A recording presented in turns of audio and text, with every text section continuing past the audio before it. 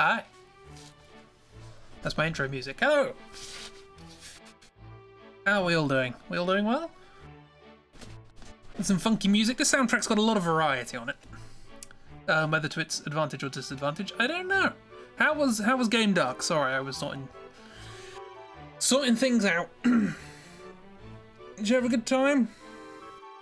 Did the raid work? Did you figure out how to do that? I didn't get an alert, although I think alerts might be limited to a number of people.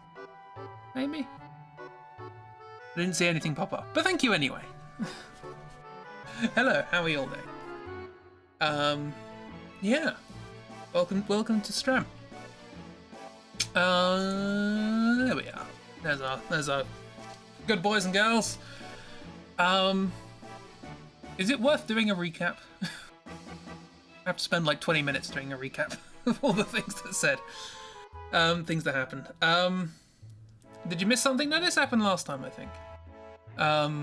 They all fell asleep on a train. Strangely suddenly. Do you remember that?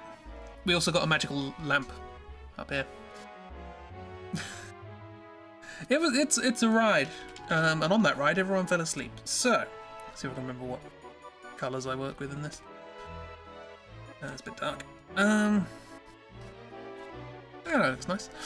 Right, so, yeah, I'll start drawing and try and explain what's happening while I'm drawing. That always goes well. How is everybody doing, by the way? You're good. Game's good. You played as Joshua Valdor, telling off all the heretics and stealing their stuff. Marvellous. Good times then. Okay, so. Yeah, what happened last time? We finished our exam, i.e. the invasion of Dolit, and we came back. We were given the rank of Seed,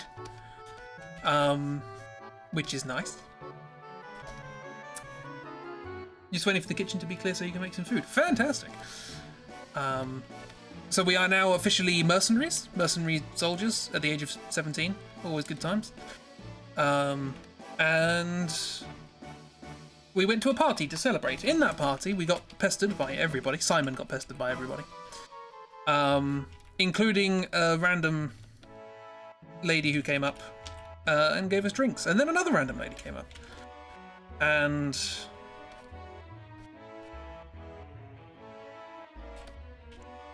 made us dance. At first awkwardly, but then slightly better. How do you draw? That's what hands look like, right? I need to practice. As Miss said earlier, I need to practice drawing hands. But the only difference is Miss is actually doing it and I'm not. I think they're wearing gloves anyway, it's fine. Just thought of a very, very done idea for an animatic to make after the Turks one, and that made you smell. But what marvellous. Excellent. Love a good dumb animatic from the Jib. What priority am I doing things in here? I don't know. So yeah, we had that party. We were then taken to the student censored zone in the garden by our instructor, who turns out is no longer our instructor because they were fired. Oh dear, anatomy. What is going on with you today? I don't know. I'm pretty sure you're wearing big old things anyway. It's fine.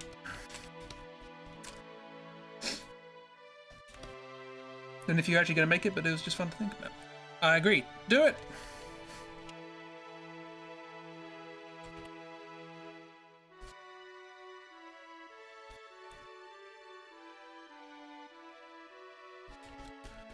Keep it rough, keep it quick. It's going to be stupid in the best way possible.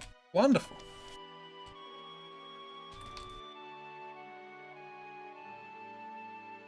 So yeah, so now Velma is just back to being a normal Seed.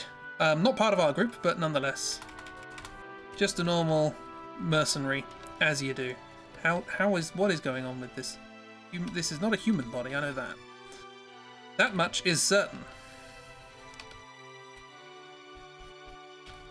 This is not the first thing I've drawn today.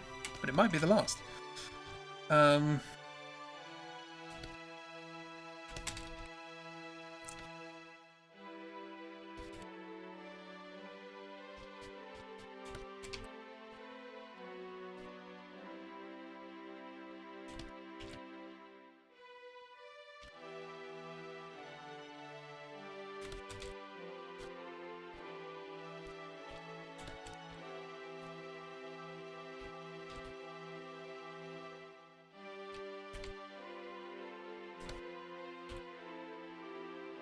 So what happened after that? We got we got new clothes, got a new uniform, which was nice.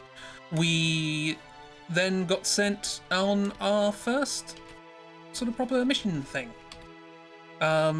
which is to go to the town of Dollet and save, not the town of Dollet, we've just been there, to the town of Timber, that's the one. To the town of Timber, which is currently under Galbadian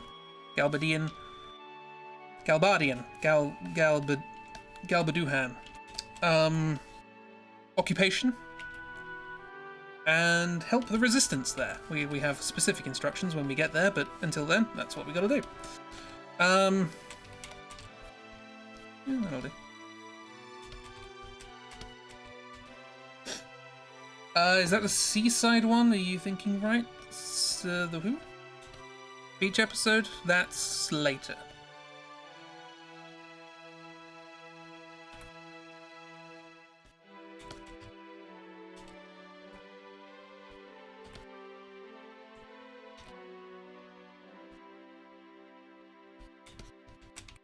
Is there actually a beach episode? Not really. There's a coastal town. Balam. We've been there before, but we'll go back there again at some point.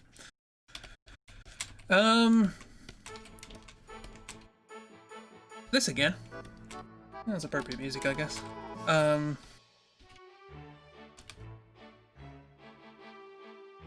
don't think this person actually has a centre parting. Let's go for a side parting, maybe. That makes it look a bit better.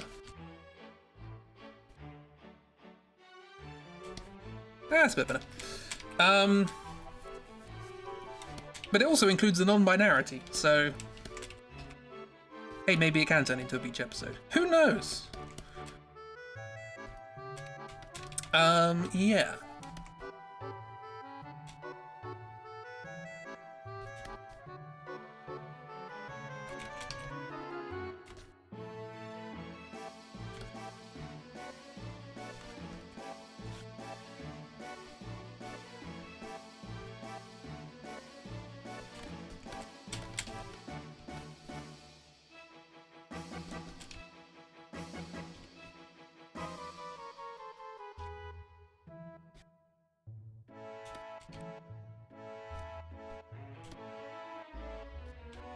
They don't have a huge role to play in the game, but, you know, they're there.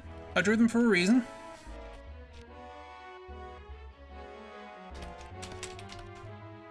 Probably should draw them,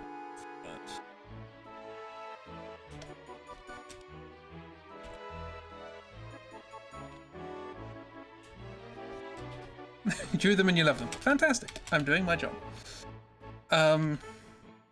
No, my job is to mock this plot. I will say, of all of the Final Fantasies, I think this is the most character-driven one, for better or worse.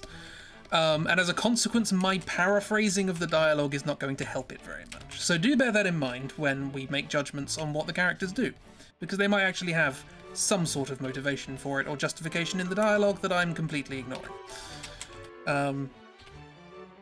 That said, I have played this game dozens of times, and I don't think there's anything worth mentioning regarding that I won't mention, so... No, I shall always judge harshly. Fair enough. That is your prerogative.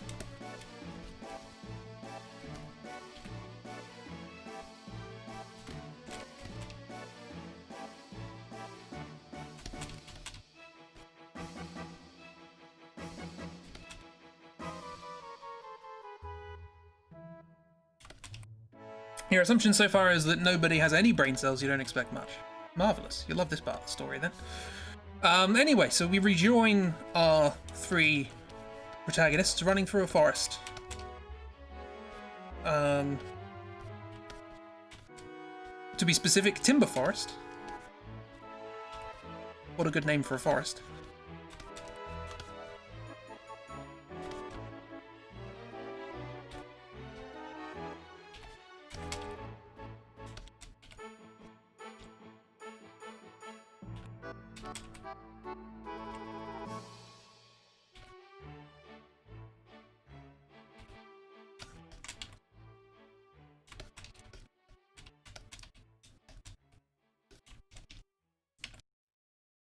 And they are, yeah, they're here on official Galbadian army business, but they don't really want to be there, so they're going to leave.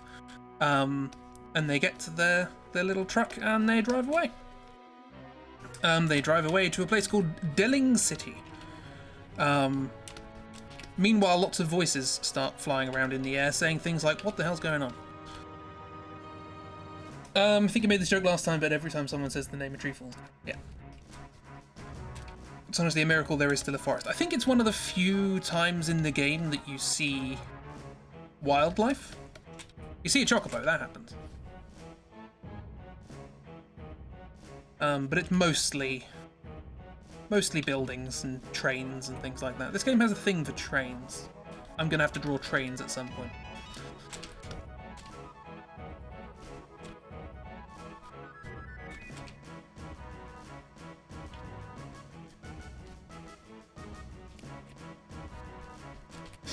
Who are you drawing right now? These are our main characters.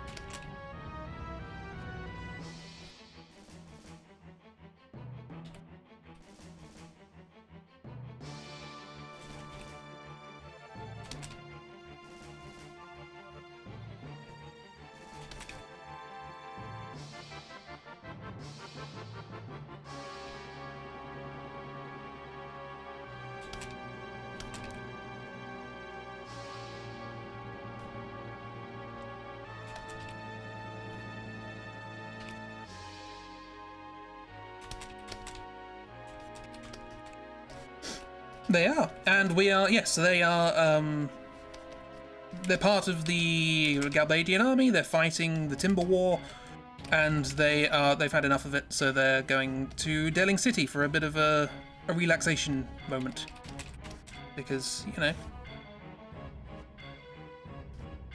that's what soldiers do when they're lazy and stuff. You should probably name these characters at some point. I know it's weird that we haven't named them yet, but...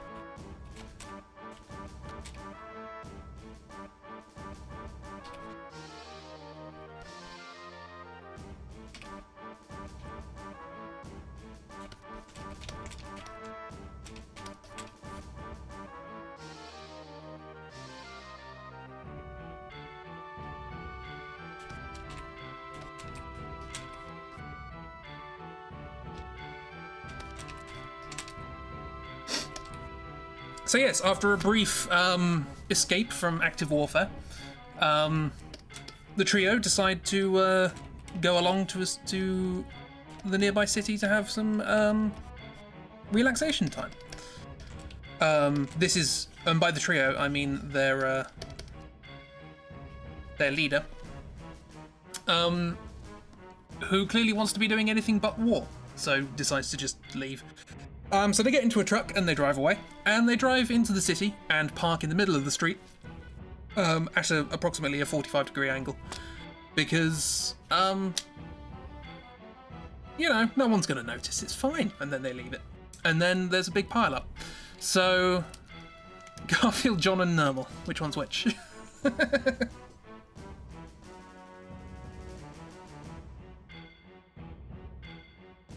That's horrible parking. Ah, it'll be fine. They're just in the middle of a T-junction. It's all right. Don't worry about it. The city's nice, but we'll go there later on, and I'll draw a bit more. It looks a bit like Paris-ish. It has a big old Arc de Triomphe sort of thing going on.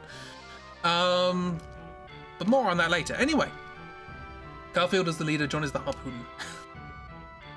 It's sort of like it's somewhere in between a harpoon and an anchor. It's pretty big. By the way, I should point out, this one has an anchor weapon. This one has blades on their hands. This one has a machine gun. I'm not very good at drawing a machine gun, but it's there.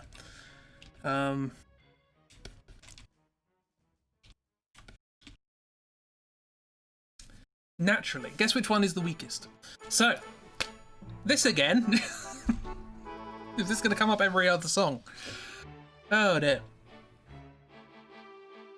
Again, it fits. Right. So, point you remember, this game isn't very good at drawing machine guns. The game's not very good at drawing anything. Everyone has 3 pixels for a face.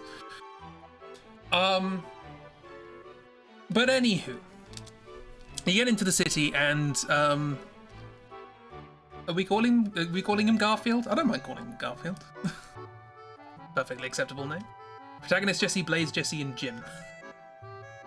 Yeah, Jim kind of works. I like Jim. Any consensus? Miss, you're the tiebreaker. Although you're probably also making food. While this is happening, I will draw them in their secondary habitat, which is in a restaurant place because they want to get a drink. So they have abandoned their posts in warfare because they want to go get a drink. But it was a bit more than that. Hello, Jim. These are you need to name these characters. These are our protagonists. I think I expressed their personalities relatively well. Jim is a good, solid name. Jim and 2 other. Okay, so this is Jim. Ooh.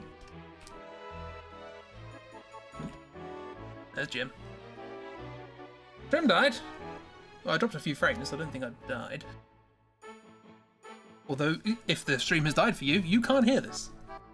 And if you can't hear this, I can say things just so that you don't hear them. Like, Dark is a good person who supports his friend. No, it's back. No, no. I said nothing. Jim, and other Jim. You had nothing. Is this going to turn into Final Jim-tasy?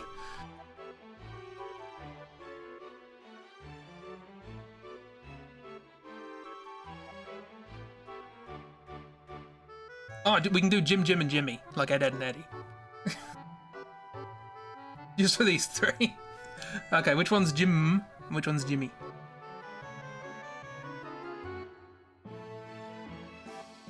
This is going to get more complicated the more I think about it. Jim, Jimmy, and Jen? Jimmy's the leader, that works. And then we just need to work out, is this Jim or is this Jen?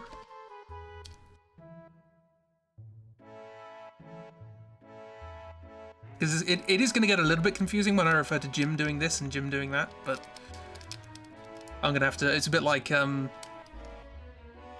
Jesse, where you've just got to leave a pause. It's about the context. Is Blades a lady or a man? You always thought they were a lady or how the game portrays them. I think they're a man, but hey, maybe they're also non-binary. I don't think the game really specifies. They're certainly very feminine.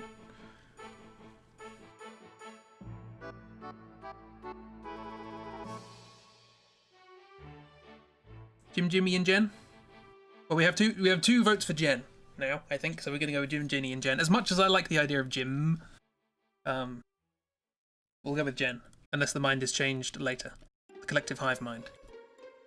Plot twist. Everyone's in the non-binarity, huh? I'm not against it.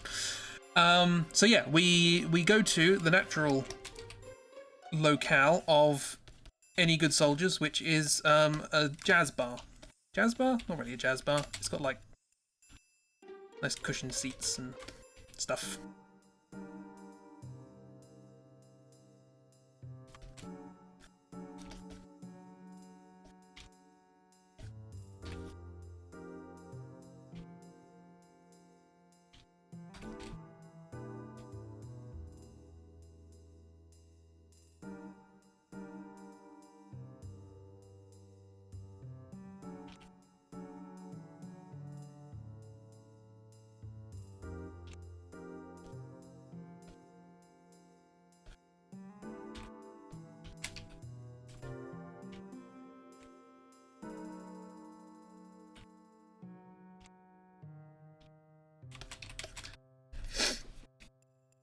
Sort for Jensen.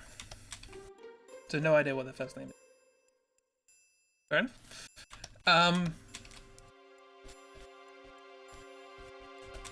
So yeah, they go to this club, and it becomes relatively apparent quite quickly, or quite apparent relatively quickly. Either one, it's up to you. That one of the characters has a slightly ulterior motive for coming here.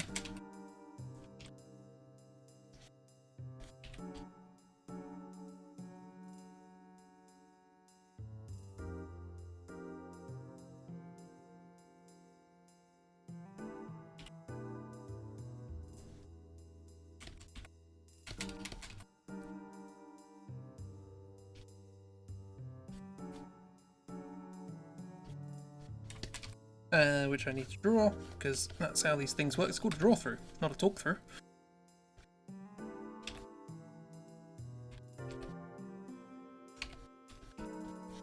One of the things you find out when you join the army is that by buffing up your muscles, you can make all parts of your body just bigger. Your skeleton conforms to the size of the muscles.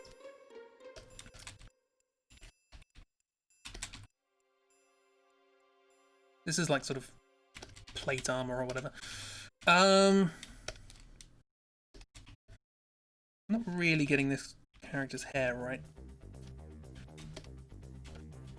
Science!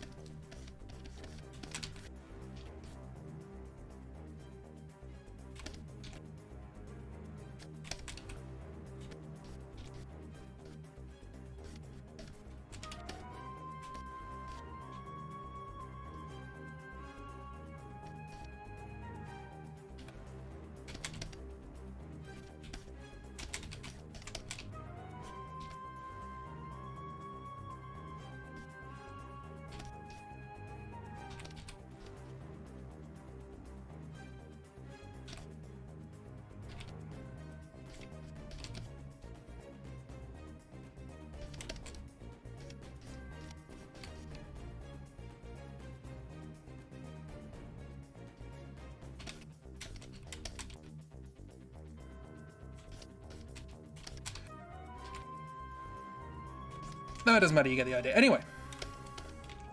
This is a full table now because I can't be bothered to draw the legs. Flute! Good music time. I still haven't done any more, although I did get a copyright claim on the last VOD. Again! Only this one was fake, so it's fine. So yeah, they're in a bar, there are some other soldiers here.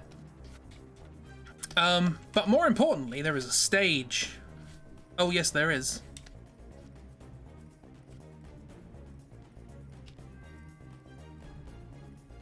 And what goes on a stage? That's right, a piano. I have to draw a piano.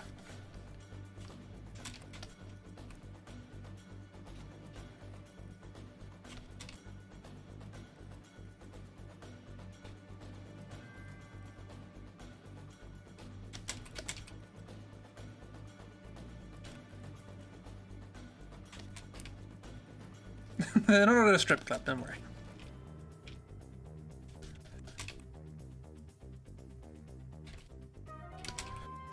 And what goes at a piano? That's right, a pianist.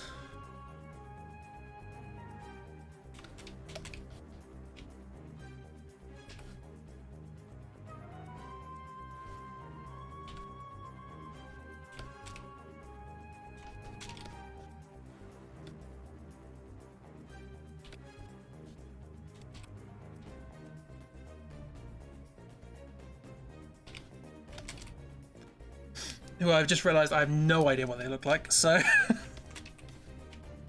we'll wing it. I can make an educated guess based on things I know about the story. So, I think actually she has sort of like a kind of.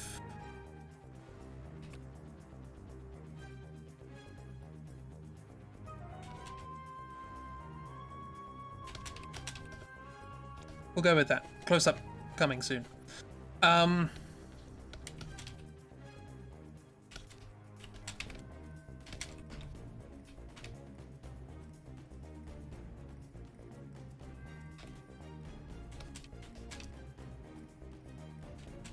It's quite shortish hair. What goes on a pianist? That's right, a fancy hat.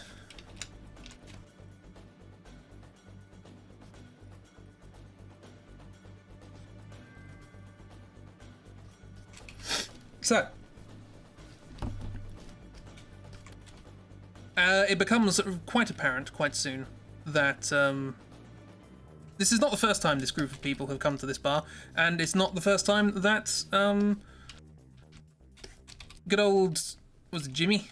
I've already forgotten the names. Jimmy, good old Jimmy, has paid attention to the pianist, and it's not the first time that he's dragged his group of soldiers away from warfare to watch the pianist play. And so Jim and Jen, Jenny, Jim and Jen. I've just realised we do also have a character called Jenny, don't we? Got Jim. There is Jim, Jimmy, Jen, and Jenny. That's good so far. So Jim and Jen encourage Jimmy to, hey, go up and say hello. You keep coming here. You keep looking at her. Go on, say hello. So he tries. I now need to draw a piano slightly closer.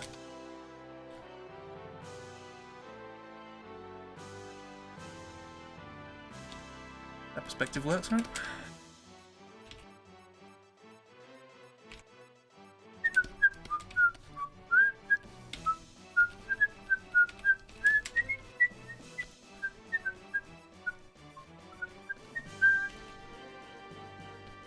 Piano.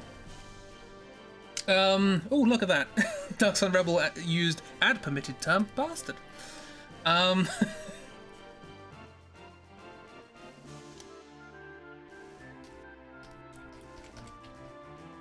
Oh, Giroux, yeah. Jiminy, and Giroux. Oh well. They're less like two friends cheering on and more like two adults encouraging a toddler to say hi to another child. It has that vibe. I'm not gonna lie. I'm not gonna profess that Jimmy acts like a perfectly ordinary adult.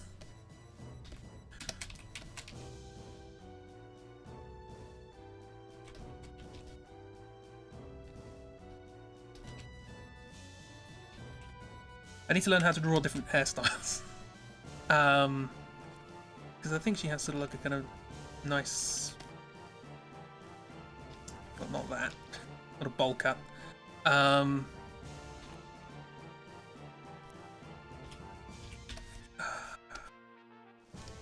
hang on. I'm gonna try and look up a reference for a haircut. I don't know what it's called.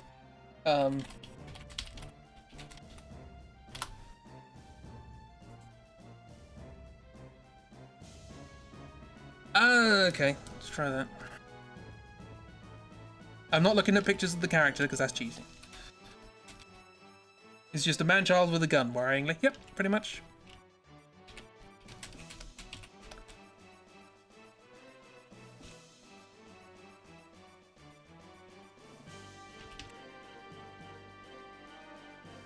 Yeah, that's not right either.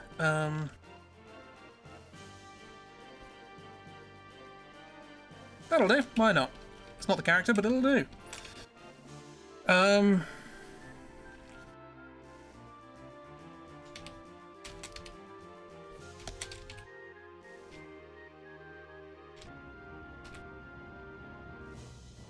forget the hat.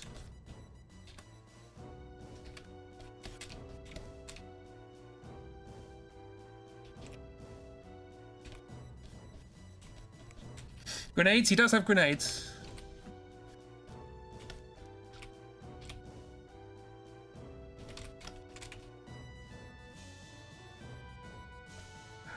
don't know. She has that sort of hairstyle that...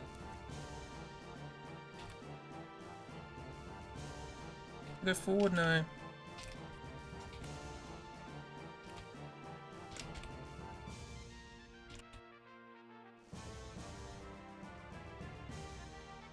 No.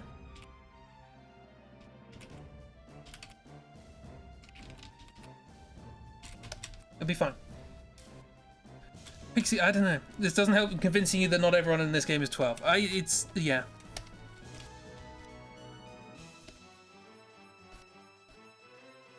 Again, I don't know who's trying to persuade you of this, because they're wrong.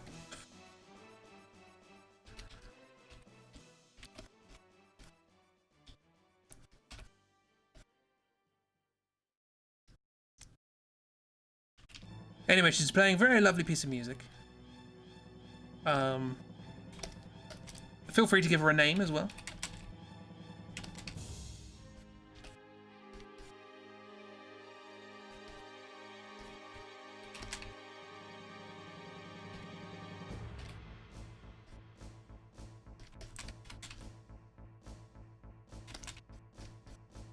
This is how pianists sit. It's fine. Don't worry about it.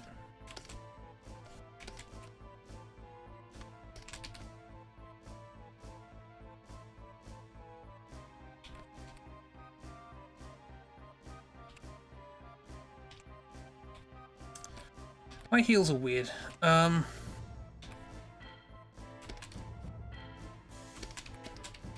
She'll probably want to reach the pedals at some point, but it's fine. This piece of music is played entirely in staccato. There we go, we get an orthographic view of it. It's fine.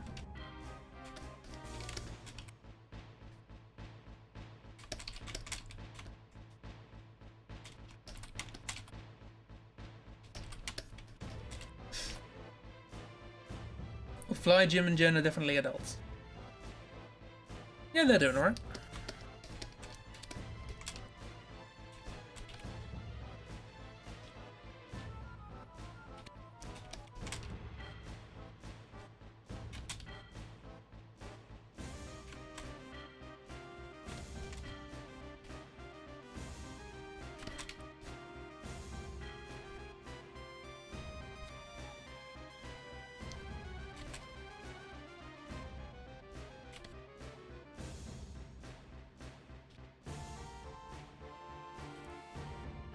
How do you draw this exactly? I don't know. Anyway, so our character attempts, Jimmy attempts to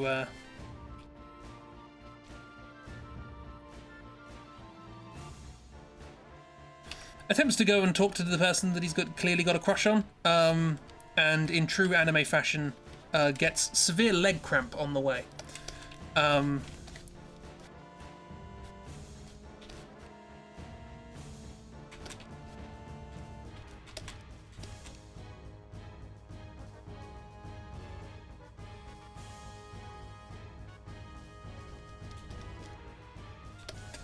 What is this face?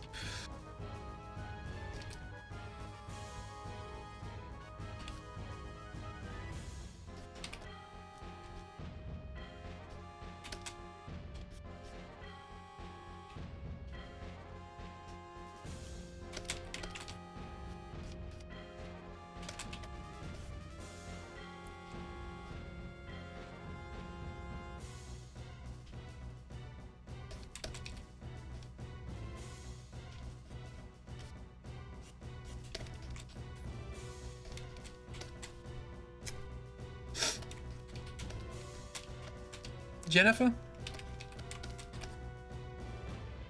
This is the... You have a thing about J names, don't you? Jesse, Jen... Jim...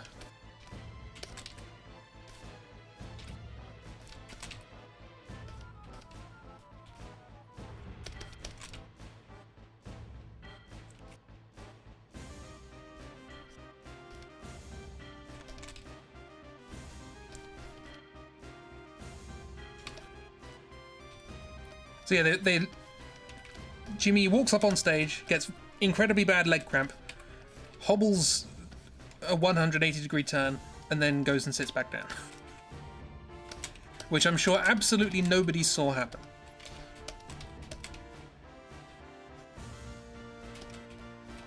The hair is very difficult to get right on this character. I don't think I've successfully done it once yet, but here we are.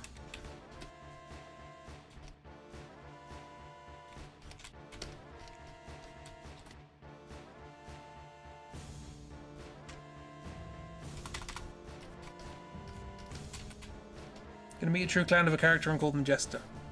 You already called them Jimmy. So yeah, they literally just... Ow! Basically what happens. So...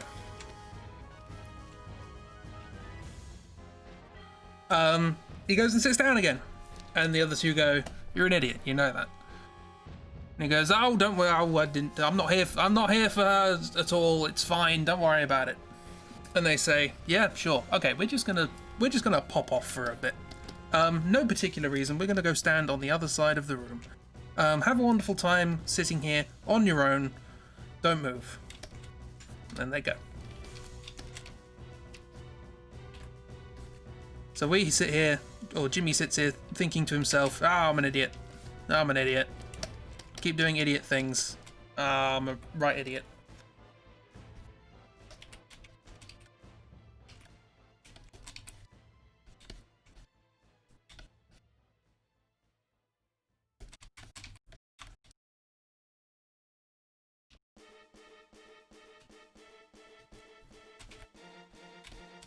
Automod! Automod does not like being called anything. There we go.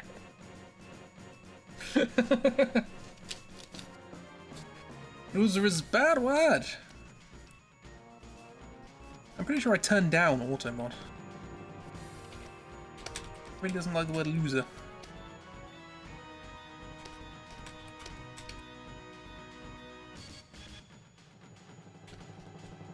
I can't get over how much this does not look like the character, but don't worry about it. If you came here for an accurate representation of what the characters look like, you came to the wrong place.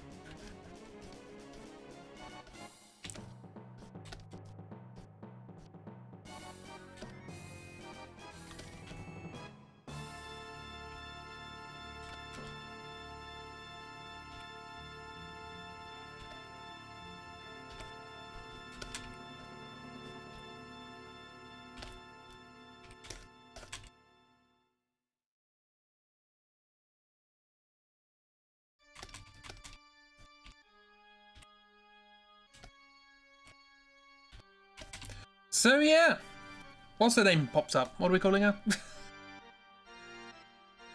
is where you learn about the last fantasy stories. I know, there aren't going to be any more. Isn't that terrible? Because these are just so perfect.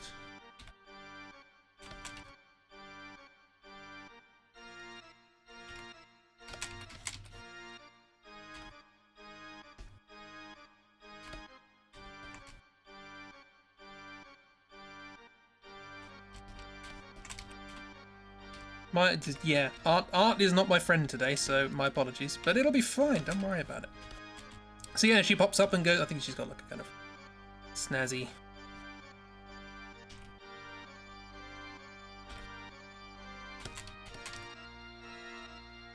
snazzy dress on. And she says, what's her name? Daisy, Dolores, Devon, Piano, Pippa, Jennifer. Why can't you call anyone a loser? We can call her loser. You vote Piano? I can call her Piano, it's easy to remember.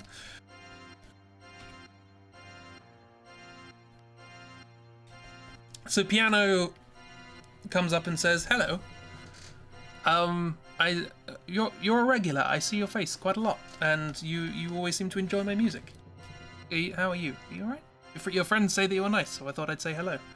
And Jimmy, being the 12-year-old he is, can't think to say anything.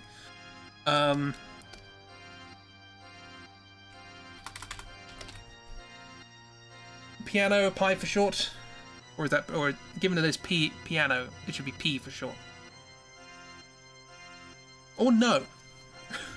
I'll call her no. Quick reminder, a war is happening. And she says, you seem, again, this is the 90s taste. She says, I have a room in the hotel. Here's the room number. Talk to the receptionist and he'll let you in. I'll see you up there. And then she walks off. Please call her no. It's a reminder to say no to Jimmy. Cool, this is no.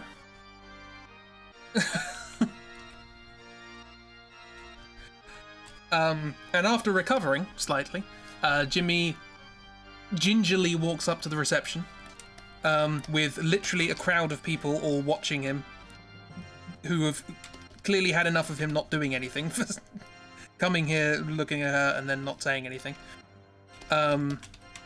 These include Jim and Jen. It's getting hard. We stand with a woman who knows what she wants. They're all just standing on the other side of the room, just sort of looking and going, "Come on!" How long has he been doing this? Ages. So yeah, he goes up to reception and they let him up into the room.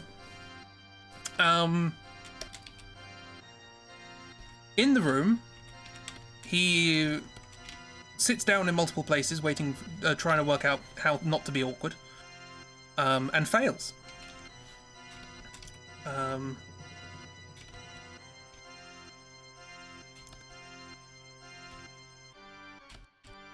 He's a 12-year-old, but he's been doing this for 43 years.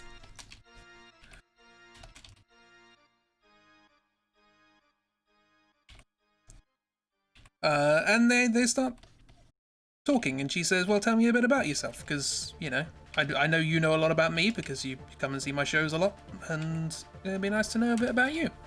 And so he spends about half an hour whittering on about tiny details because he's really awkward and doesn't know when to stop. Your nose hair is just going to get more and more scraggly as this goes on. Don't worry about it.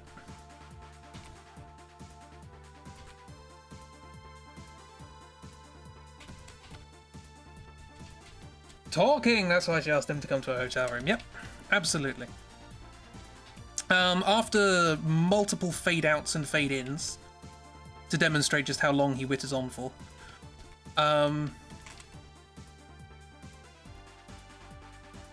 he finally realizes and goes, "Wait, hang on, I'm talking a lot. This is probably bad." Either that or Jimmy just doesn't get the hint. It's probably that, to be honest. Oh, look, it's his theme.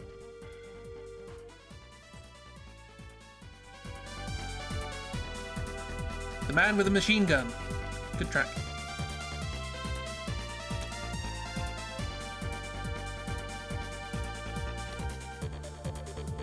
This is Jimmy's theme, everybody. Far too cool. But don't worry, the plinky plonky piano music that was in the beginning is also his theme. This is his being cool theme, but he also has his being awkward theme.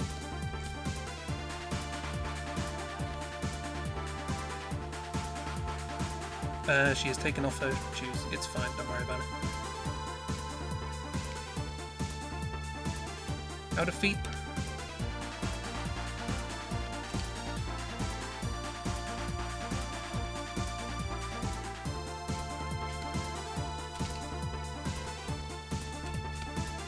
How tall is this bed? It's a big old hotel room. It's fine. She's small. I don't know. Okay, hang on. We'll fix this.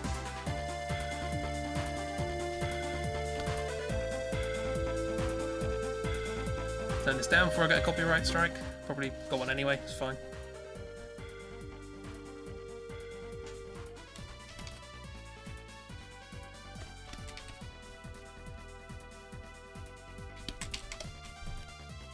Feed the next year's problem.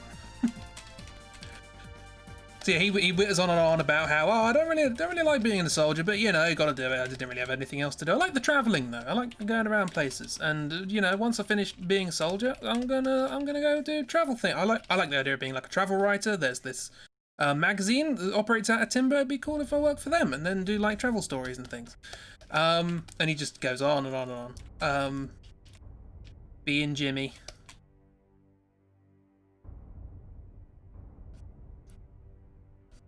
But eventually, after a while, he asks about her, and what she wants to do and all that sort of stuff. And she tells him that, well, she likes playing the piano, but she always wanted to sing.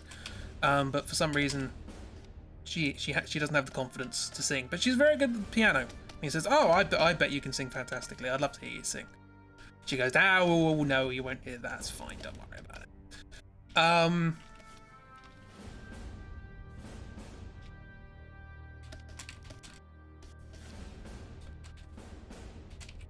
And then I think he goes on about himself for a bit. And then I think their commanding officer catches up with them, and a knock on the door occurs just before any sexual tension is resolved.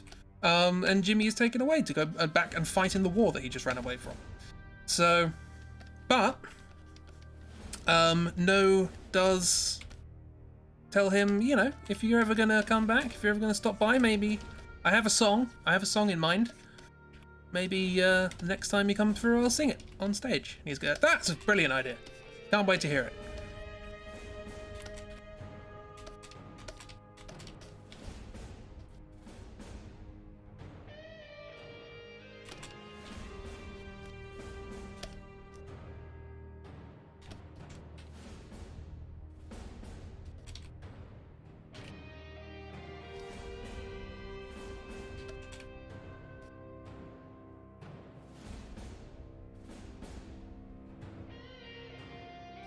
This is him expanding on how he wants to be a travel writer, because he's like that.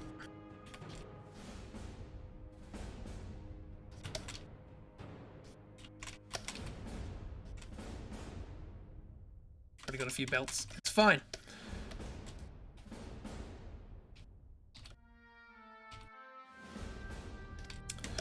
So yeah, he before anything can happen, he's taken away, and he's got to go back to go to fight in the war.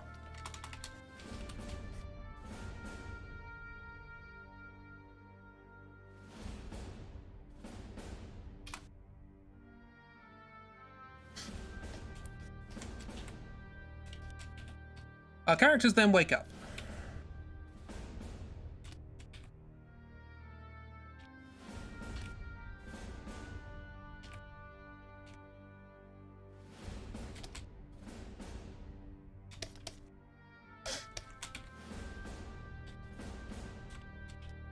And they go, wow, we fell asleep really quickly and all together. Isn't that peculiar?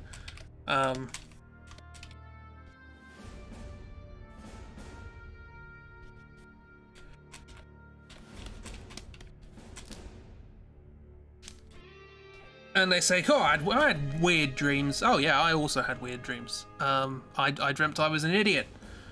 I believe that is the line. I believe Simon does actually say the words, I dreamt I was an idiot. And Jenny says, I really hope Jimmy gets back and gets with No. They seem like a good couple. And Simon says, what? That happened in my dream too. He's winking, it's fine. It was all a train-induced dream, yes. So it turns out they all had the same dream, basically. And Simon saw it through the eyes of Jimmy. Let's say, I can't remember precisely which way around it is, but let's say Pikachu saw it through the eyes of Jim, and Jenny saw it through the eyes of Jen. That makes sense. But they all encountered the same dream and saw the same thing. And they start going, well, that was weird. What happened there? Was there like sleeping gas or something? Some sort of weird mental psychic thing?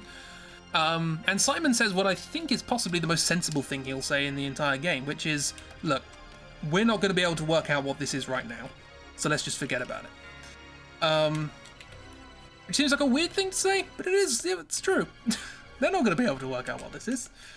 So instead, they just arrive at Timber and get off the train, ready to do their mission.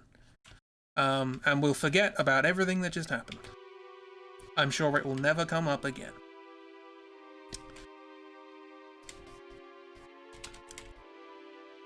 So we arrive at the military-occupied, but nonetheless trains are allowed to go in and out freely, Timber, where we meet... I won't draw the meeting, because it just happens on some steps. Where we meet somebody waiting for the train, and they say, the forests of Timber are disappearing. To which we say, what do we say?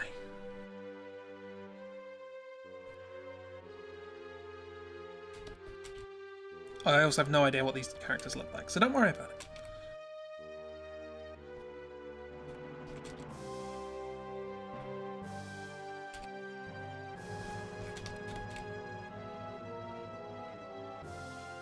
That's because you keep yelling Timber? Is that what we say?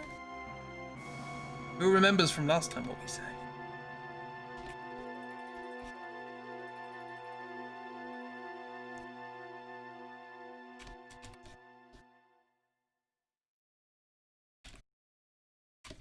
You don't remember what we say again. That's fair enough. I believe regardless of what you say, they recognize you and they let you in.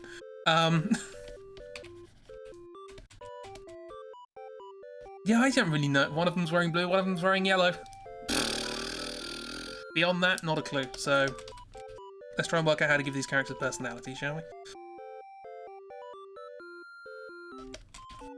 Because this obviously being an anime. Chocobo song! Obviously, this being an anime, one of the personality traits is that they get stomach cramps. That's 2 characters with cramps in 1 hour. We're doing good.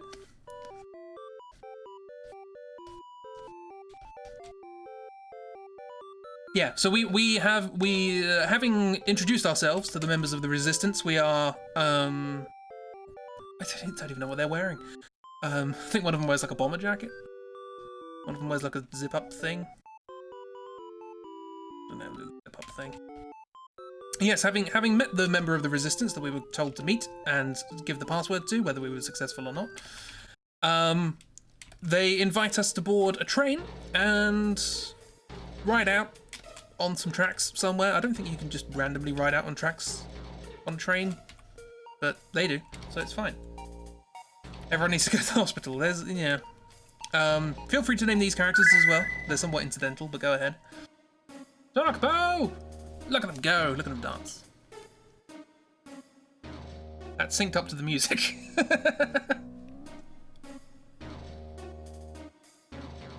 What a weird dance. No, you don't deserve a big nose. No, you do deserve a big nose. You can have a big nose. Like that. And they introduce themselves as members of the Resistance. So we are now on board the Resistance train. So far, this looks like Kyle in a polo.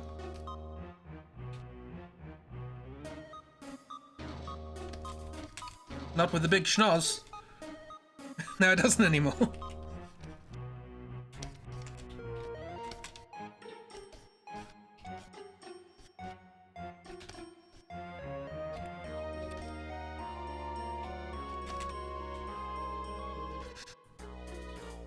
It might feel like I'm brushing over these characters, that's because I am. But feel free to name them. So yeah, there's this one, and then there's this one. I'm going to give him a hat.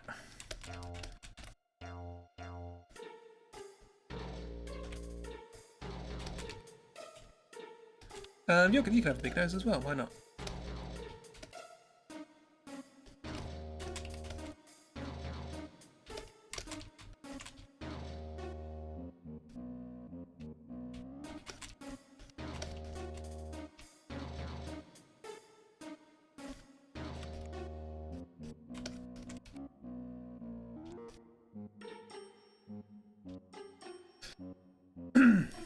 Cambridge News says number 1 worst baby name in 2020 for a boy is King Messiah.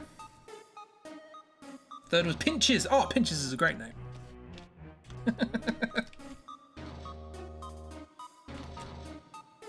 Pinches sounds like they're in from a video game, like Patches, yeah.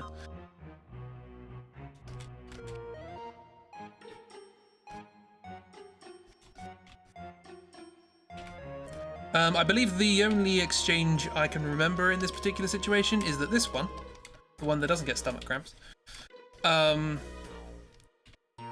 holds out their hand as if to shake yours, as if to shake Simon's, I should say. Everyone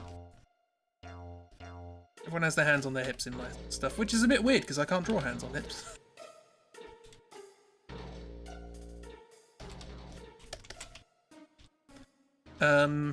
You're also gonna have shorts. Because that feels like you, to be honest.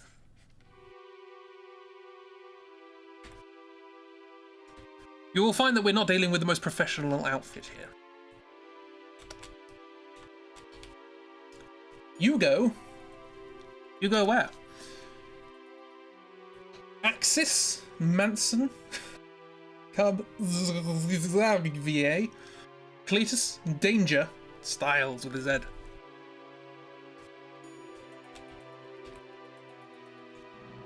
Yeah, if you spell Xavier normally, it's fine. It's just that spelling.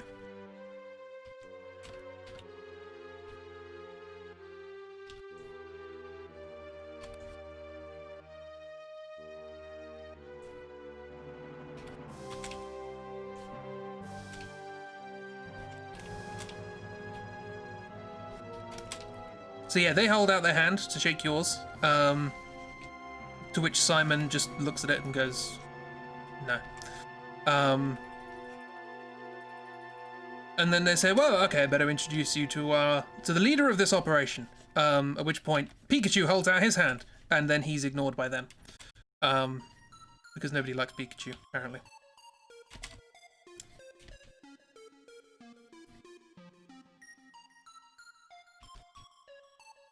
Look at this hand. It's made of cardboard. Got a weird outfit going on there. Another trash outfit, man, you love them. It's... Yeah. These two are called Patches and Pinches. Fair enough. Don't know if they need naming, but you did it anyways. We're going to be with these characters for a bit. So I'm quite... Which one's Patches and which one's Pinches? So we're here. I remember how to draw this hair.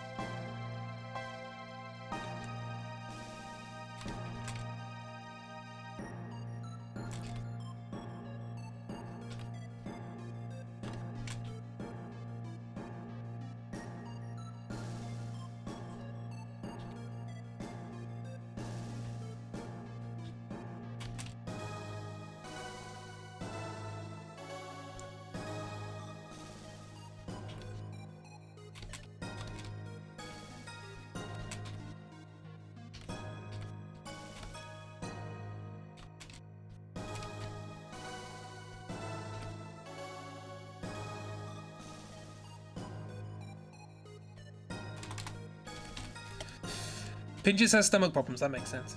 Patches is... Okay, cool. So this is Patches. And this is Pinches. I've just realised a personality trait of Pinches. And I'm not sure whether that makes the name make more sense or makes it worse. We'll find out approximately 3 months from now.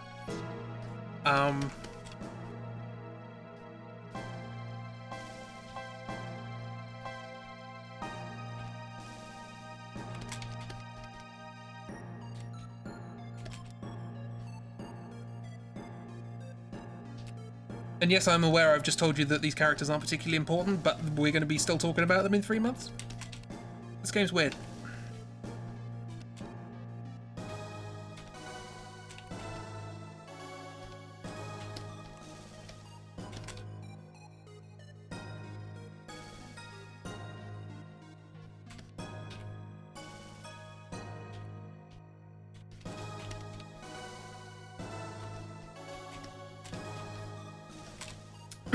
So yeah, we've forlornly. I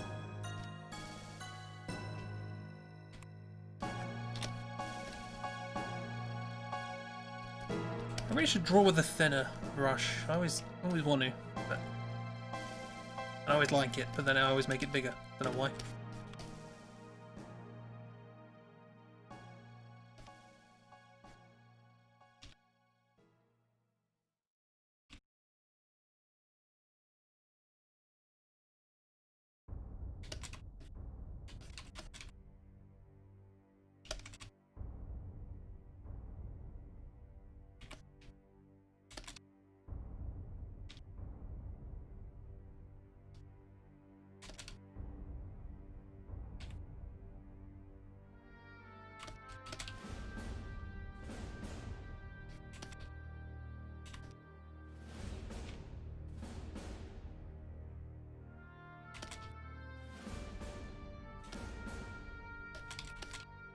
I remembered the face tattoo.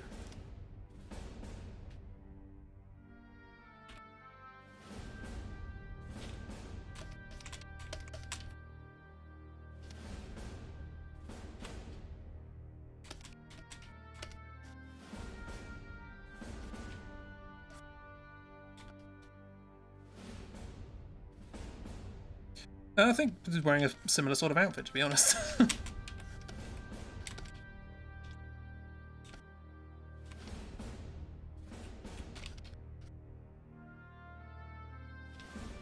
I don't know if I...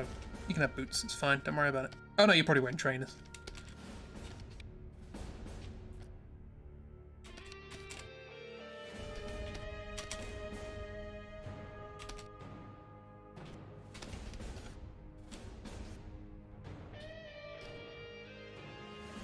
So Pikachu's like, shake my hand, I'll shake your hand. Yeah. We're like, no, we're professionals. Take me to your leader.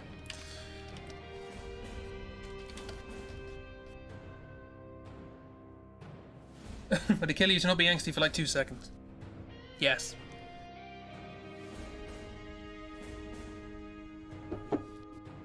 And thus we are taken to their leader, who is in the back of the train, by which I mean they say, go that way.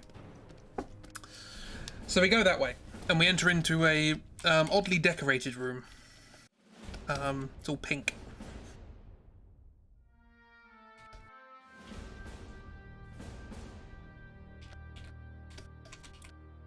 Yes, this is the second bed I'm drawing today.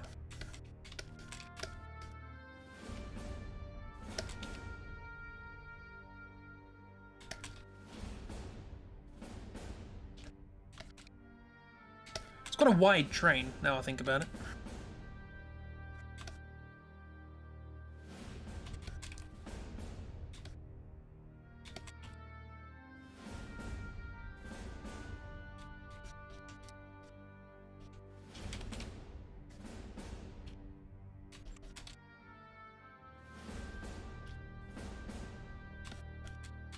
Or is there a butt on the bed?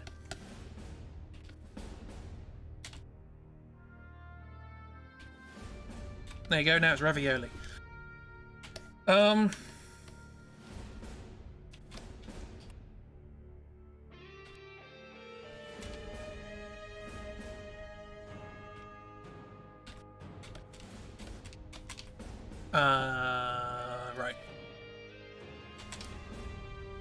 See, the problem is... Can't remember how I drew this character.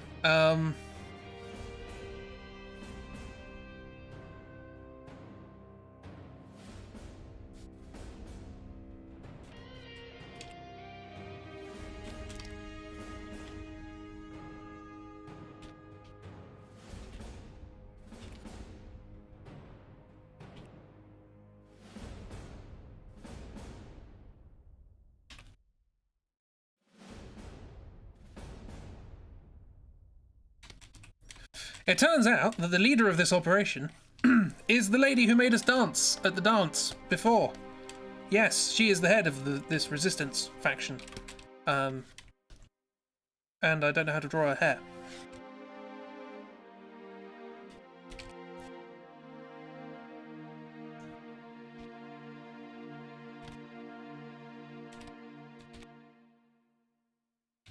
How did I draw her? That's very convenient. In fact, it is not convenient. Well, it kind of is, but it also isn't. Hang on, let me just go back and see how I drew her before. That's not her. That's not her. Go away, Velma. Not far away. Forgot about the sombrero. Okay, cool, fair enough. But it turns out the reason she was there was to try and hire Seed to help her out with the thing. That's why she met us there, because she was trying to get help for the resistance. As a teenager, the leader of the resistance faction. I have said nothing about this character's age. Oh look, it's another big bed.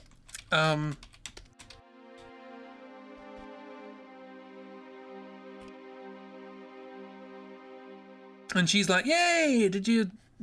They sent people. Oh, I'm really happy. I'm really happy they sent people because I paid for it, so they should do."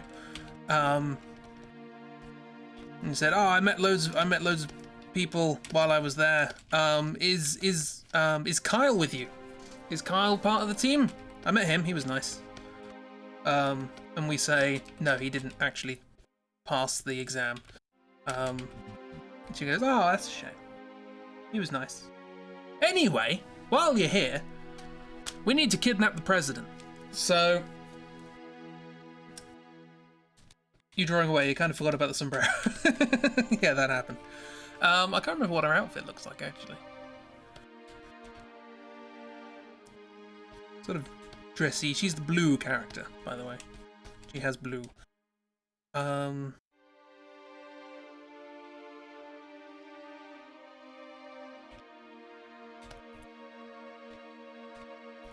But she does run up to us and give us a hug. I probably should have drawn that, really.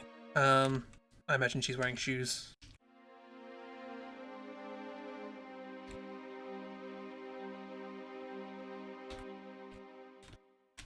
And she says, "Oh, I never gave you my name while I was at the thing. Let me tell you my name." What's her name?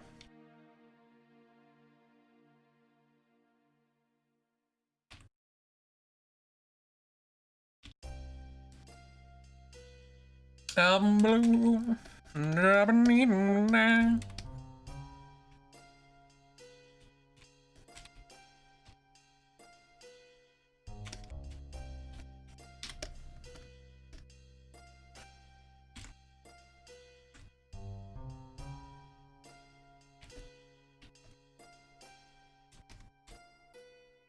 I'm just going to copy and paste this picture for the rest of the game.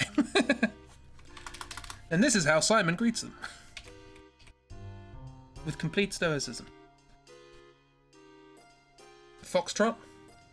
Uniform? Charlie? No.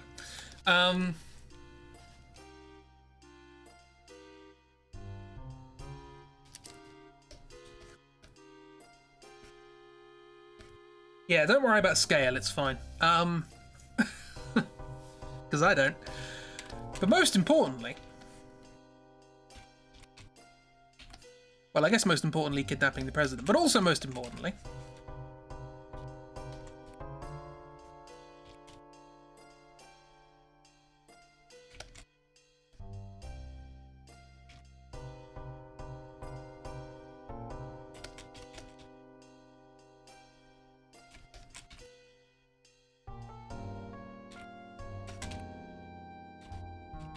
There is and dog. This character comes complete with dog. I also can't remember how I drew this character, so...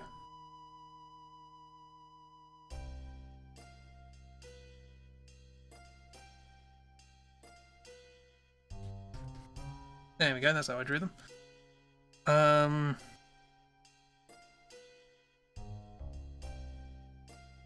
Look at her floppy ears.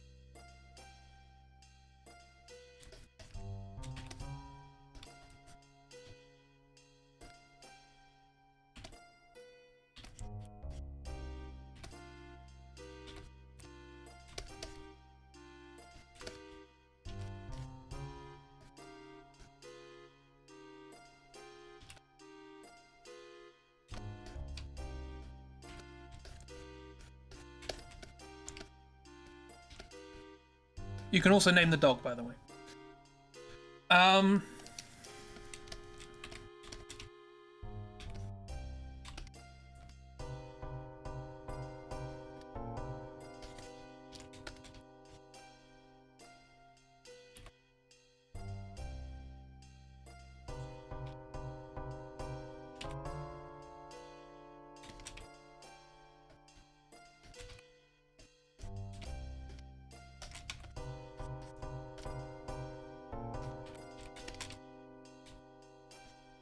Yeah, close enough.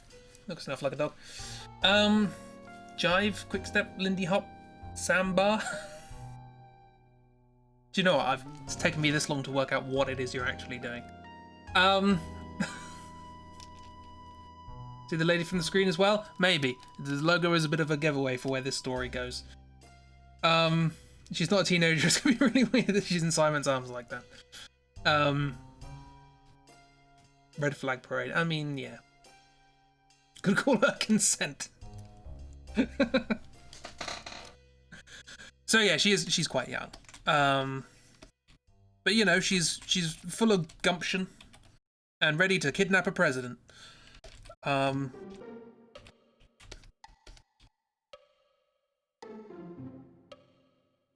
Sure, I'm gonna. You two are born for each other. I can't draw either of your hair. Call the dog D4. Lady Consent and Jive the dog. Jive is a brilliant name for a dog. I'm happy to call the dog Jive. That's fine. What's the opposite of sighing? Inhaling?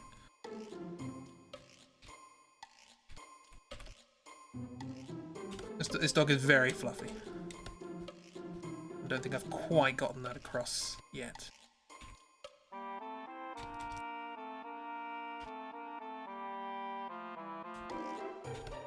You get the idea.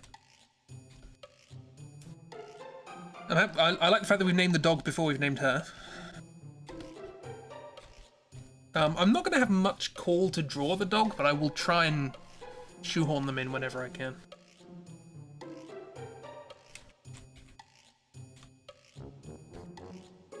Oh look, this is the theme tune of this Resistance faction. Called the Timber Owls, by the way. Jim, Jimmy, Jen, Jennifer, Jenny, and Jive. What an evening. Like when he turns into a Papa Rocket. That happens, yeah. Opposite of sighing is cheering? Cheery.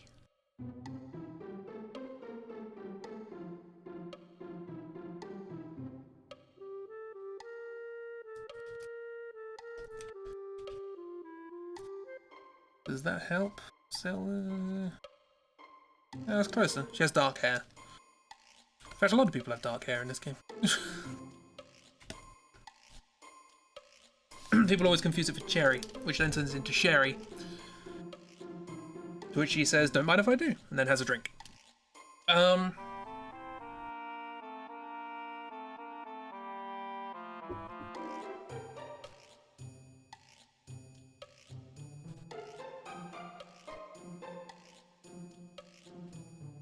Give it cheery?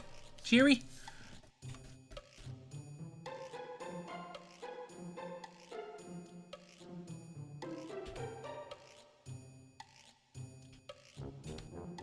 Of all the characters in this game to call Cheery, I would probably have chosen Jenny, but there we go.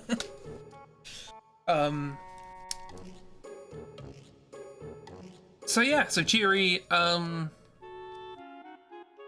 is very, very pleased to see us and is very happy that we actually answered the request. We give her our the instructions that we got from Fly to give to her, and she reads them and goes, "Ah, fantastic, marvelous. We can get on with kidnapping the president." And then she takes us off into another room, by which I mean the room with all the other people in it. And we look at a scale model of some trains. Am I going to really draw this? I think I am, yes. So here's the explanation as to how we're going to kidnap the president. We're kidnapping the president of President Delling, which is, this is the Chocobo thing again. So yeah, we're kidnapping President Delling, who I believe is the president of Is it a president of Galbadia? He's important to Galbadia anyway. Galbadia are the people who are invading everywhere and occupying Timber at the moment. And the idea is to kidnap him and convince him to let Timber free. That's basically as far as their plan got. But don't worry about it, because they have trains on their side. So, convince, yes.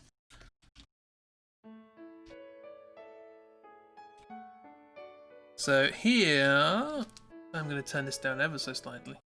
Oops, that's off. And now I can't hear it at all. Right, so here's how this is going to work. President Dilling is coming into the city via train. And they are coming in via a train that looks like this.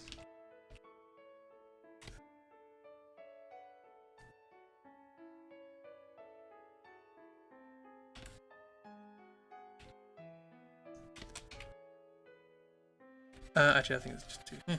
And we're coming in a train that looks like this.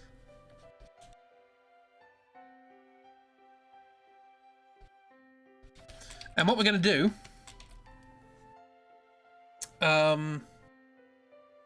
is we're going to jump from this train to this train, because of course we are, it's anime. We're going to disconnect the... which bit of the train are we going to disconnect? This bit, I think? How does this work? No, we're going to disconnect this part of the train.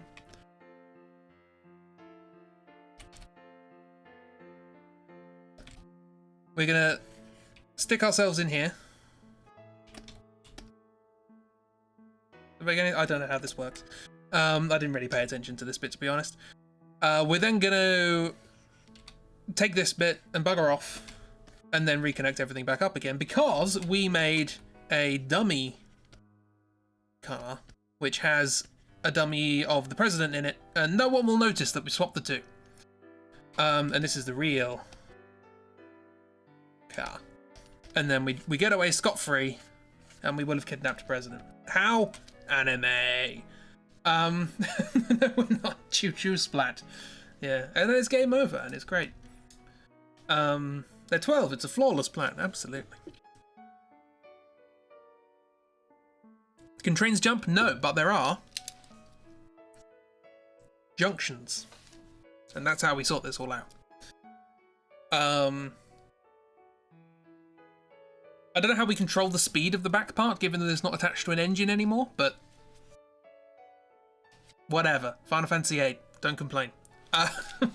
Or complain all you like. One of the best things, I love this, I've been reading the comments in the soundtrack videos on YouTube, and there are so many comments that are like, oh my god, this game means so much to me, and the story is just so amazing, and I've fallen in love with it. I'm so pleased so many people enjoy this so much, and I'm just here taking the complete piss out of it. Oh dear. Farewell stream, oh no. Darn Twitch. On my end, we're dropping a few frames, but not many. I say a few, 305, but in the grand scheme of things, given that you get 30 of them a second, that's not too many. You think this plan is very stupid? Fair enough. I agree. So we do this. I'm not going to draw it because we just do it. There is one bit I will tell you about, which is we get to see inside the president's car. So the president is reading a newspaper. Actually, I can draw that because we're going to see that later anyway.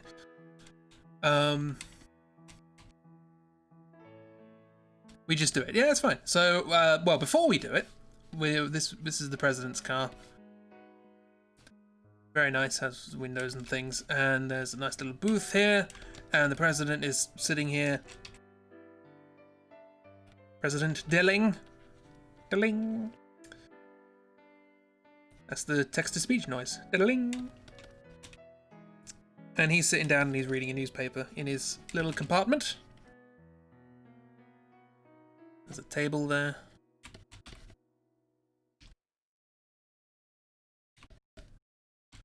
I don't know what the rest of this is for. Actually, I do know what the rest of this is for. We'll get to that. Mind you to link this bit of the stream when you do this sort of thing in Starfinder. That's incredibly implausible. What is this? Is it a roleplay session? Oh, this is the music that plays during it. We're getting a lot of coincidental music today.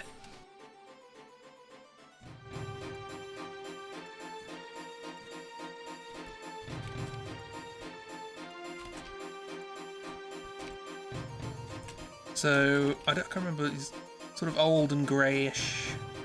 Got quite slick hair.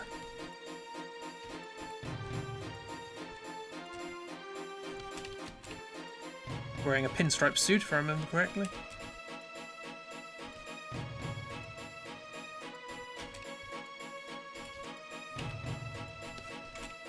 So he's reading a newspaper and a soldier comes in. This is while the train is still connected. So everything, as far as they're concerned, music simulates train noises.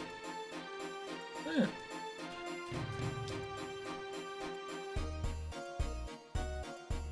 This bit, right?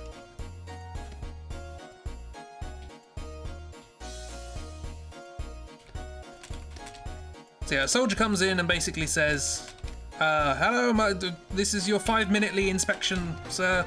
I have to come in and make sure that you're alright. Everything's accounted for and everything's good and great and grand. Say what, for the sake of argument, because this is a normal Galbadian soldier, let's say that this is wide Jesse. He pops in and goes, yep, this is just popping in for the inspection, sorting it all out, it's fine. Everything's good, sir.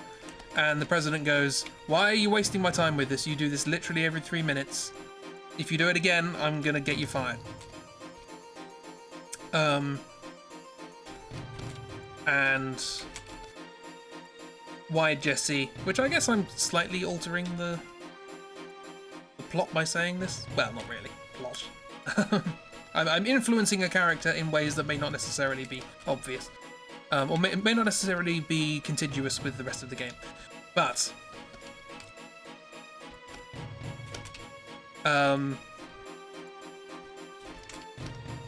yeah, so the president says, yeah, if you do this again, I'll have you fired. And then why Jesse goes off and gets all sad because he's got to do this because it's his job, and if he does it, he's going to get fired. And he's trying to save up for an engagement ring for his fiancée, and he doesn't want to lose his job because he's looking forward to that. And it's all sad news. Anyway, meanwhile, we're on the roof.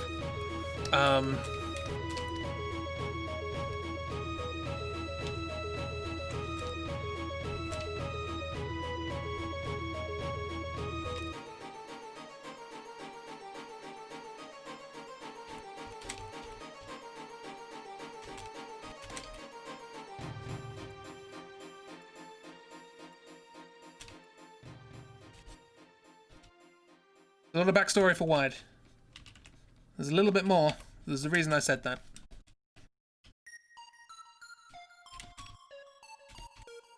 We're on the roof messing around with wires and cables and stuff.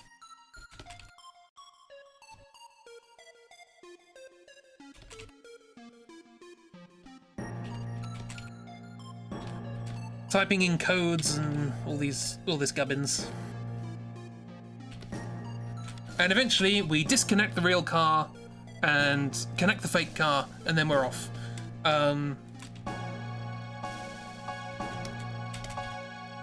This cross-section definitely works and doesn't put the president outside of the train. So then Wide comes back in, thinking he's in the real one when he's actually in the fake one. And he says, I'm here for my inspection, please don't fire me. And a pre-recorded voice or tape recorder or whatever inside the dummy goes, thank you very much. You may now continue with your duties. And he goes, oh, thank God. Didn't get in any trouble. And then grumpy Jesse comes in and goes, what are you doing in here? Get back to your job or I'll fire you.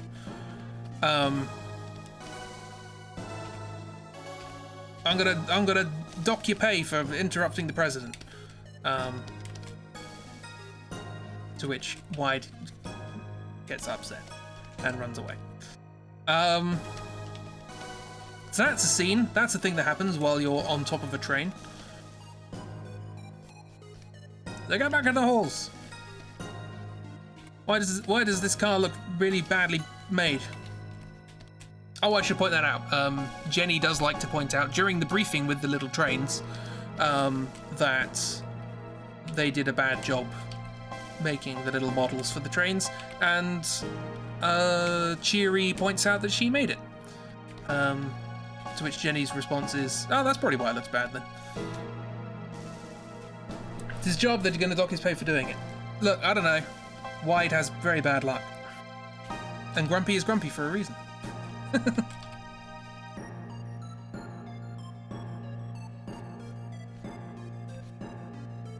So yeah, they kind of suspect that something's up, but it's fine, we've gotten away with it. It's grand. So now, what we do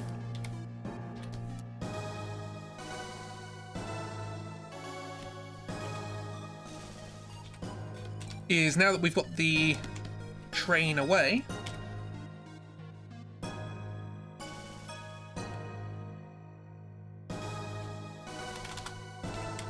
we pop in and say, "Hello, Mr. President. We would like a quick chat that may or may not involve weaponry." How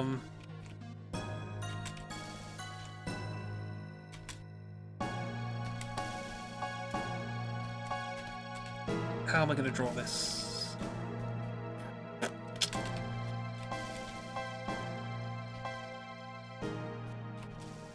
It's a very wide train, isn't it?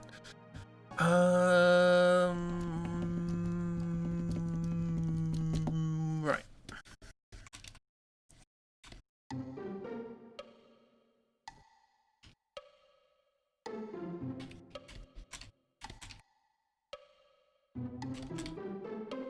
Character shorthand. Got to get used to it eventually. Might as well do it now. It's this music again. Oh, we keep getting the same music.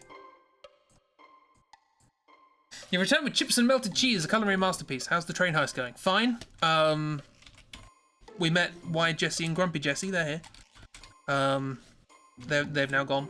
And we have successfully abducted a president who is here. And we are going to have a nice chat with him, although we are advised to make sure that all of our weapons and Pokemon are properly equipped before we do so. So it's going to go well.